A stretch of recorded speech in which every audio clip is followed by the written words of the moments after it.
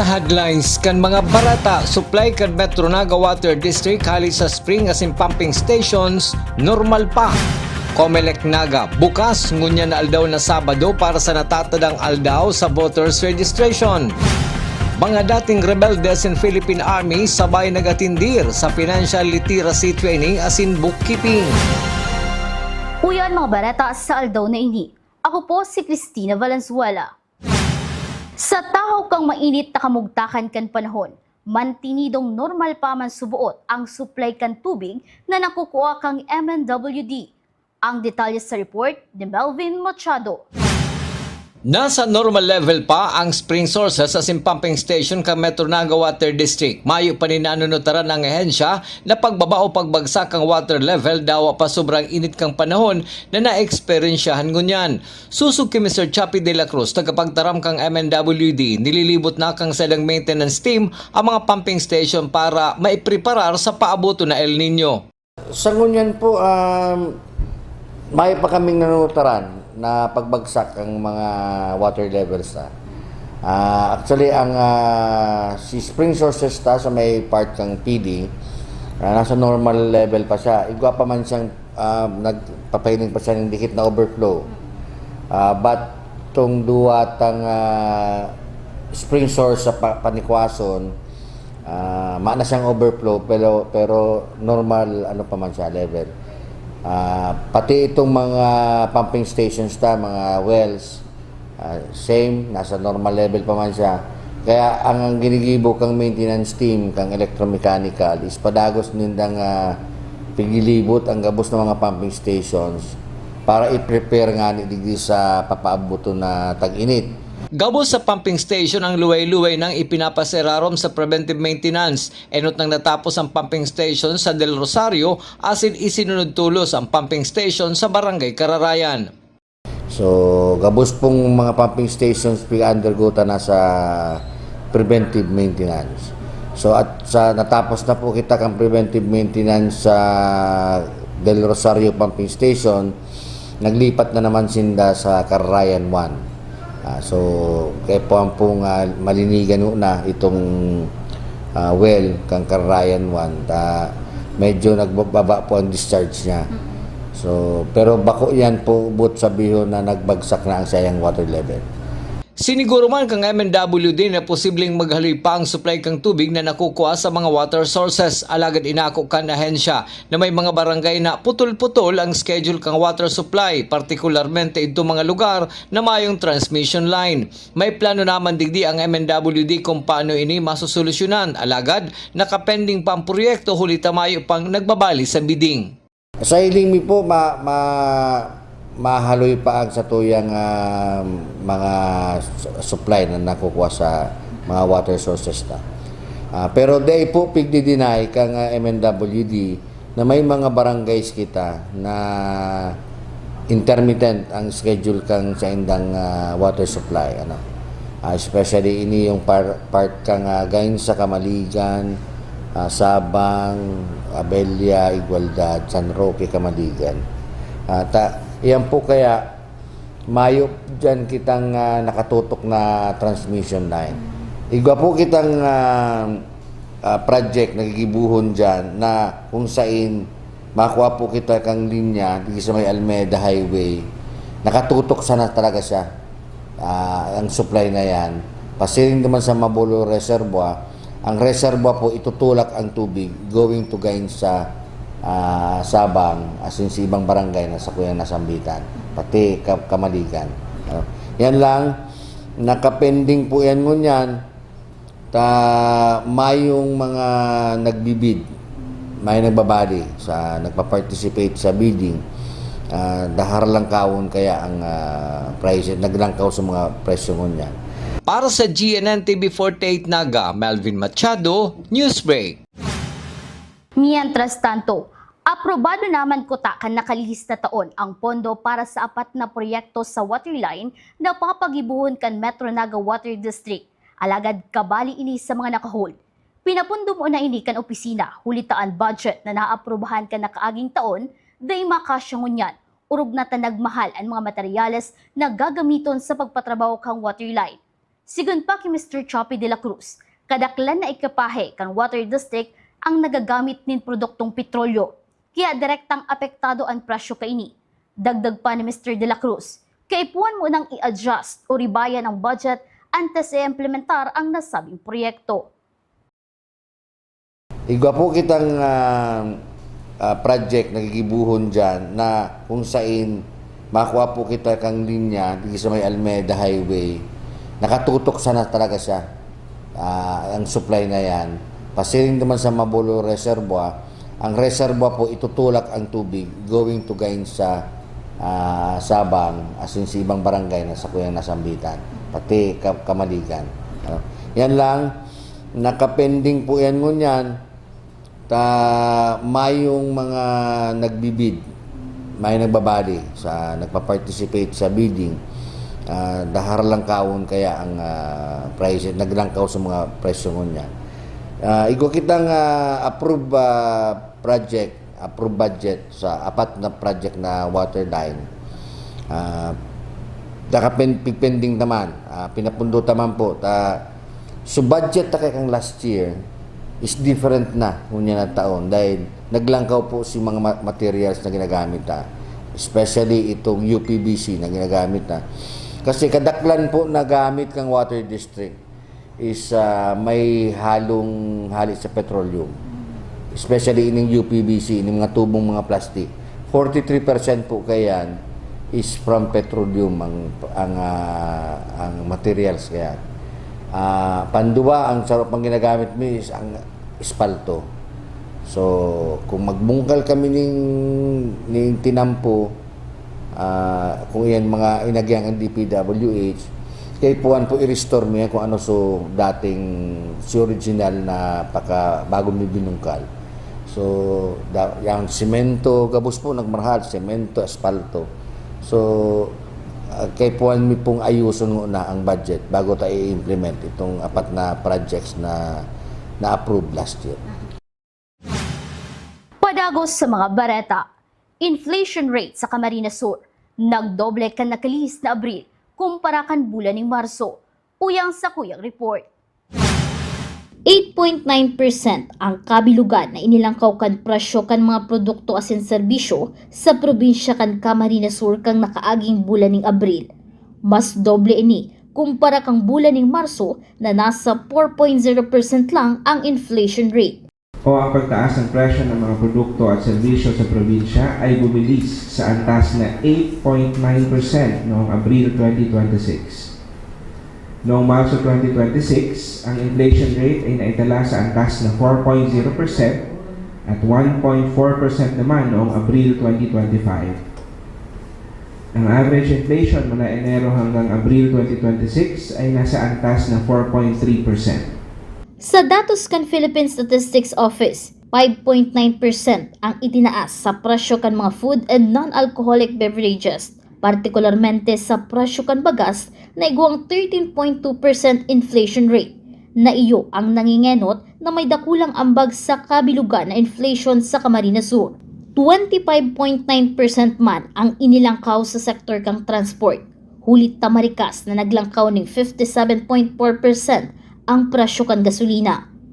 11.1% inflation rate man ang nairehistro sa housing, water, electricity, gas and other fuels. Dakulang epekto digdi ang paglangkaw kan presyo kang LPG na may 49.1% increase as in sa rentals per main residence na may 8.8%. Ang pangunahing dahilan ng mas mataas na antas ng inflation nitong Abril 2026 kumpara noong Marso 2026 ay ang pagtaas ng presyo ng food and non-alcoholic beverages na may 5.9% inflation rate mula sa 1.2% inflation rate noong Marso 2026. Ito ay may 46.4% share sa pagtaas ng pangkalahatang inflation sa probinsya.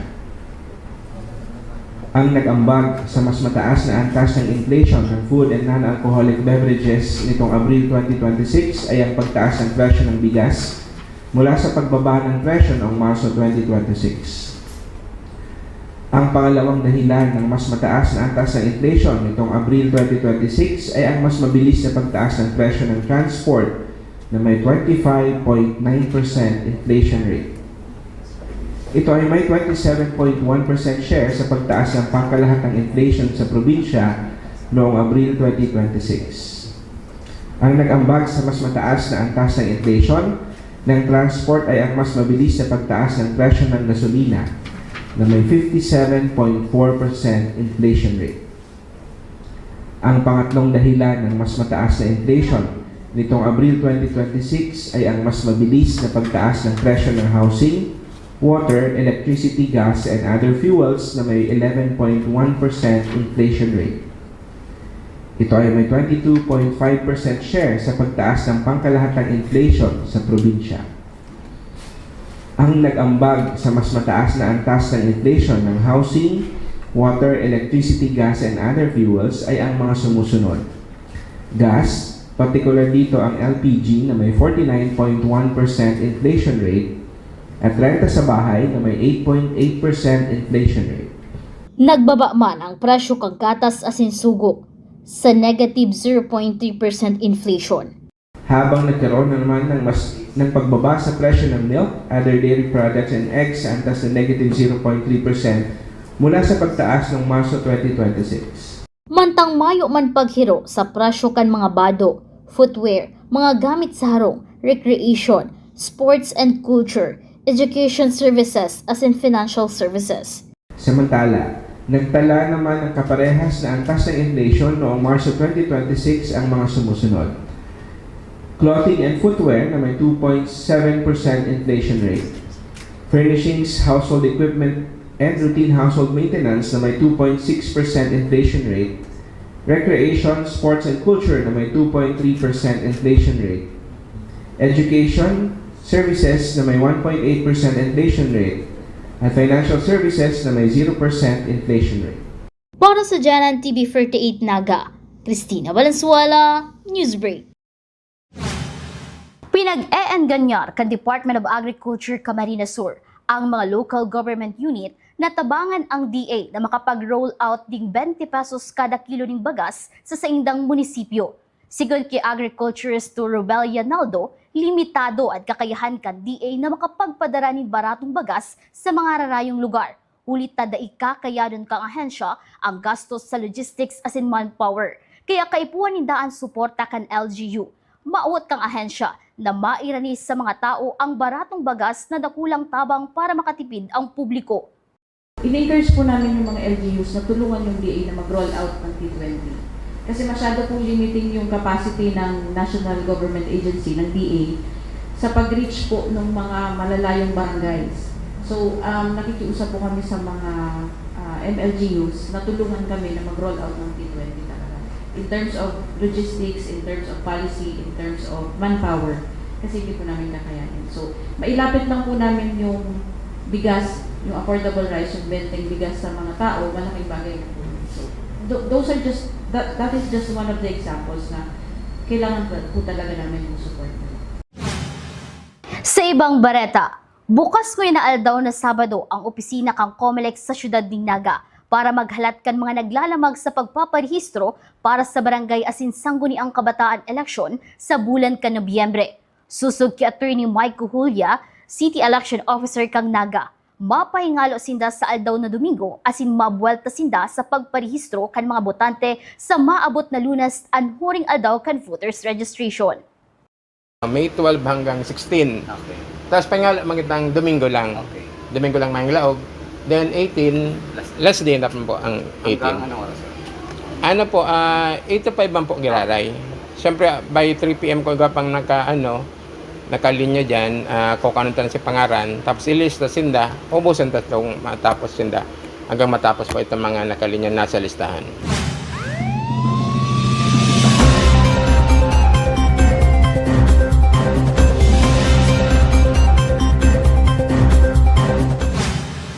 Baggage boy sa Diet Camarines Norte, arestado sa drug buy bus operation. Ang detalye sa report ni Juan Carlos Aguirre. Matayumpong nadakop kan mga pulis ang sarong lalaki na imbwelto subuot sa iligal na droga matapos ang ginibong buy bust operation sa barangay Bagasbas, Daet, Camarines Norte. Binisto ang suspect sa alias na Ruel, 29 anyos, may live-in partner, baggage boy asin residente kan nasambit na barangay. Basado sa report po kung mas o menos alas 12:50 nin hapon, ginibo kan Daet Municipal Police Station bilang lead unit ang operasyon sa pakikipagtabangan kan iba pang unit kan pulisya asin sa koordinasyon sa PDEA Region 5. Nakabakal sa suspect ang posture buyer nin sarong heat seal transparent plastic sachet na may laog ning pigtutubudang shabu na nagresulta sa tulos kaining pagkakadakop. Nakumpiskar sa suspetsyado ang 5 pang selyadong transparent na plastic sachet na may laog ning pigtutubudang shabu asin tunay na 500 pesos na ginamit bilang buy bust money. Segun sa investigasyon, pigkakarkulong nasa 2 gramo ang total na timbang kan nakumpiskar na illegal na droga na may standard drug price na 13,600 pesos base sa evaluation kan Dangerous Drugs Board. Tulos man na ipinaaram sa suspetsyado ang sa iyang mga diretsyo. Sangunyan, nasa kustodiya kan Daet Municipal Police Station ang suspect mantang pinagpepeprarar na ang reklamong pagbalgar sa Republic Act 9165 o Comprehensive Dangerous Drugs Act of 2002. Para sa GNN TV 48 Naga, Juan Carlos Aguirre, Newsbreak. Sa iba pang police report, nag-atender sa financial literacy training as in bookkeeping sa 902nd Brigade sa Barangay Tulay na Lupa, Labok, Camarines Norte ang mga dating rebelde kaiba ng mga miyembros kan Philippine Army. Obheto kaini na matukduan kan tamang pagkapot kan kwarta. Parte masubot ini kan mahiwas na programa kan gobyerno para sa reintegration para magkaigwanin pusog na pundasyon ang mga dating rebelde sa indang pagbabalik sa gobyerno. Katuwang kan Philippine Army sa nasabing programa ang Provincial Social Welfare and Development Office as in TESDA sa Camarines Norte.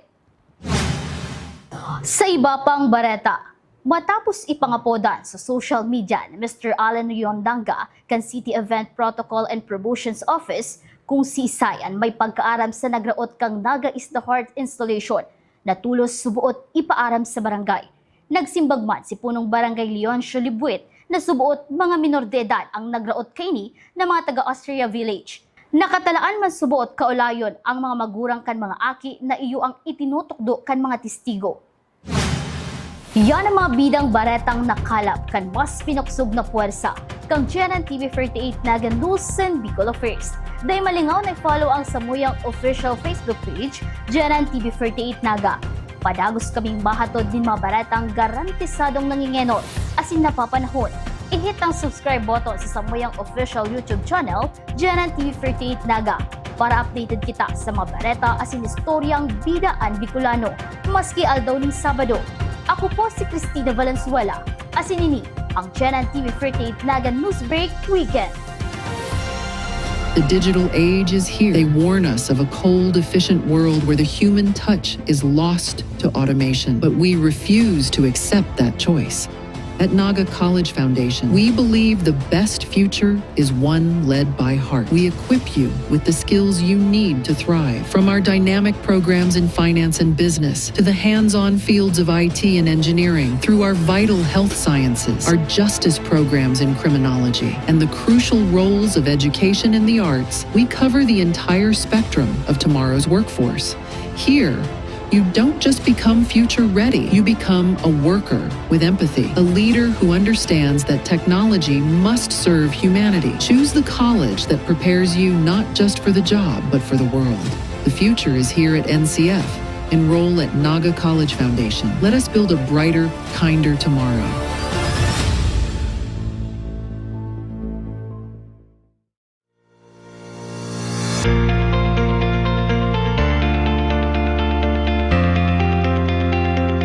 Naga College Foundation has built futures through learning. Today, we carry that same purpose into a new frontier where learning goes beyond the boundaries of the classroom, with technology helping students bridge between potential and opportunity. With the digital age challenging us to rethink what learning means, how can we strengthen our communities and shape generations of leaders who will carry the spirit of service and excellence beyond our campus.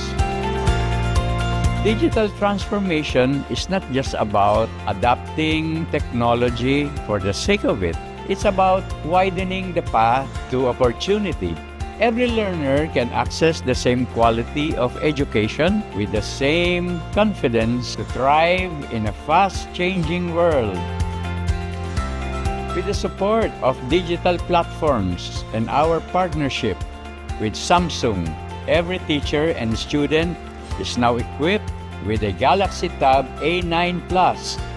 The single step has transformed access to learning, allowing classes to continue wherever our learners are, regardless of circumstance or environment.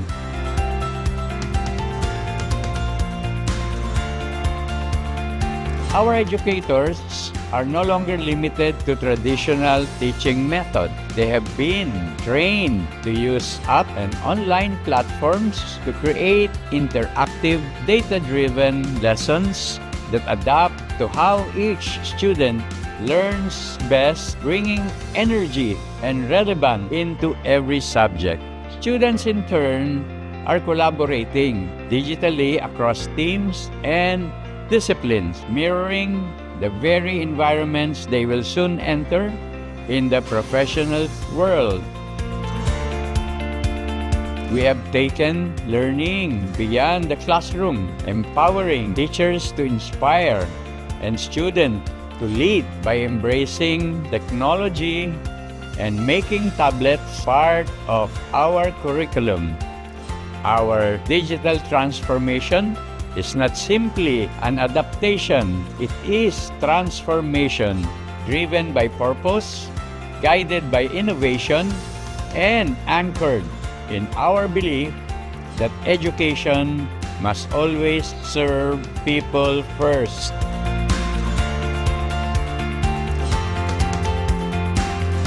Our mission to democratize technology in education has taken a significant step forward with Samsung. By empowering every student to leap into the future, we ensure that true transformation begins where opportunity is shared by everyone, everywhere.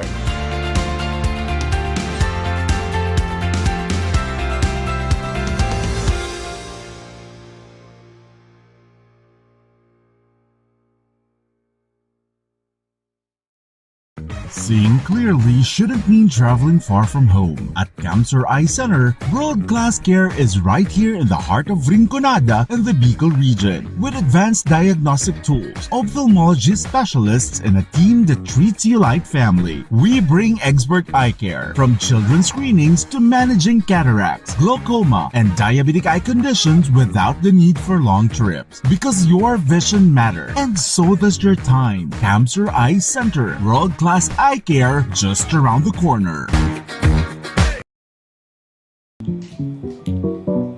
Tanga diri ko nababay na GNN TV48 Naga. Kalma! Lumipat lang ang GNN TV48 Naga sa channel 48.1. What? Direk, ang simple lang ng solusyon dyan. Kunin ang remote, pumunta sa menu Setup o Settings, at hanapin at pindutin ang scan at hintayin.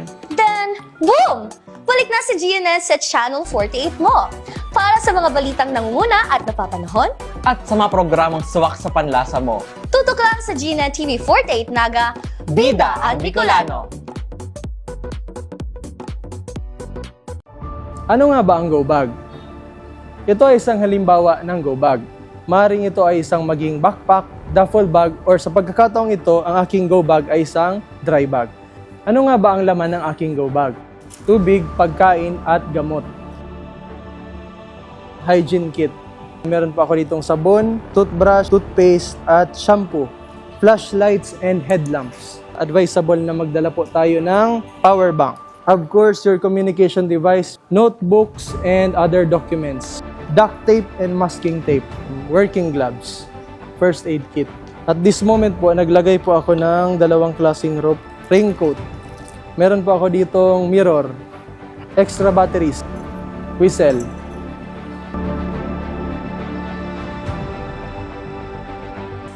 Ang layunin ng Bureau of Fire Protection ay ligtas na buhay at ari-arian. Sa muli po, ako ay si Fire Officer Juan Baquero from Bureau of Fire Protection, Naga City Fire Station na nagpapaalala, laging maging handa para ligtas sa sakuna. The future is a race. At Naga College Foundation, we don't just keep up. We set the pace and we change the game. College of Business and Management, where ideas grow into enterprises. College of Teacher Education, shaping minds that shape the nation. College of Health Sciences, where compassion meets innovation. College of Engineering, designing solutions that redefine tomorrow. College of Arts and Sciences, fueling creativity, culture, and connection. College of Accountancy and Finance, empowering the economy through mastering numbers and market. College of Criminal Justice Education, protecting communities with excellence and integrity. College of Computer Studies, coding the language of the future. And with NCF micro-credential programs, you don't just wait for the future. You leap into it. Gain and demand skills fast, short, powerful, and flexible. Designed to fit your life and fuel your career. 8 colleges, endless possibilities, and micro-credentials to keep you ahead of the game. Be a champion, be a tiger today. NCF's the quest, let's lightning your way. At the Naga College Foundation Basic Education Department, we provide an environment where innovation is nurtured and resources promotes collaboration and discovery. Our students benefit from hands-on learning in cutting-edge science and technology laboratories, bridging theory with practical application. We maintain a supportive institutional framework, ensuring a safe, clean, and academically focused atmosphere for every student. Beyond academics, our comprehensive facilities, including sports, develop leadership, teamwork, and discipline. NCF is proud to be a LASO-accredited institution, a recognized mark of excellence and high-quality education. This is Naga College Foundation Basic Education Department. Changing the game. At NCF, we're all about that holistic grind. Hands-on training, real-world experience, and affordable education that gets you industry ready. Shoot to edit, dito from concept to screenwriting. From shooting to editing to actual broadcasting, NCF is the first and the only school that has its own operational television and radio stations. No boring stuff, just real skills for the real world. G ka na ba? Be a tiger today.